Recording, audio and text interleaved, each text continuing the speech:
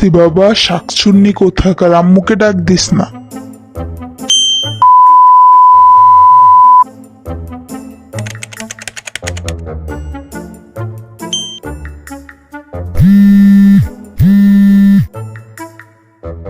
Hello, কোন?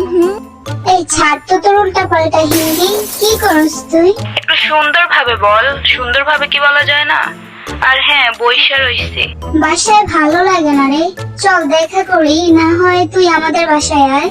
না রে আম্মু, বাহিরে যাইতে দিব না, তুই আমাদের বাসায় আয়।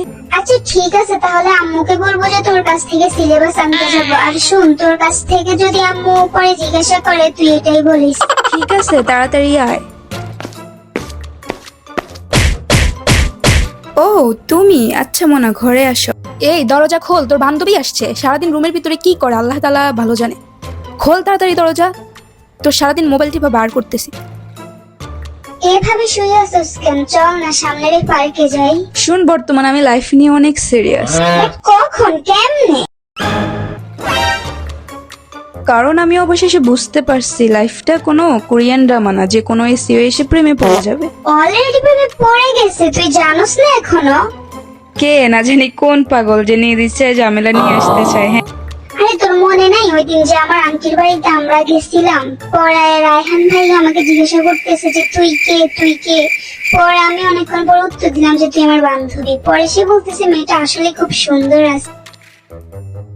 তোর কোথাও ভুল হচ্ছে, হয়তো সে তোকে পছন্দ করে আর তোকে না বলতে পেরে আমার কথা বলে দিছে, কারণ তুই আমার থেকে আরো বেশি সুন্দরী দোস্ত। আরে ধর, সে আমার ভাই হয় সম্পর্কে, আর সেটা আমাকে পছন্দ করতো সে আগেই বলতো। সত্যি সে তোকে পছন্দ করে। আর হ্যাঁ, আজকে এই জন্যই তোর কাছে আমি আসছি যে তোর নাম্বারটা তাকে দেব। তাছাড়া আমরা দুজনে অনেক সুন্দরী, আমরা কোরিয়ান ছেলেদের থেকে আরো বেশি ডিজার্ভ করি দোস্ত।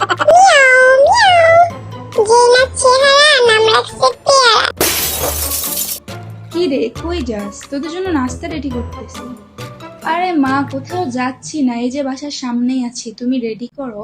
তুই কি এখন নাম্বার দিবি নাকি দিবি না? এমনি তো আমার খালাতো ভাই অনেক বড় লোক, যদিও তার পিছনে মেয়া লাইন দিয়ে থাকে। এখন না করে দিলে পরে পস্তাবি। তাছাড়া আমি কি কম সুন্দর? তুলি মারলে এরকম হাজারটা চলে আসবে। কিরে তোরা এখানে কি করস? হ্যাঁ, সারাদিন আড্ডাবাজি, পড়ালেখা নাই? মনে হয় আমি কিছু বুঝি না। এখানে এখন সাদিয়া আছে দেখা একটা নাম কইরা আসছে।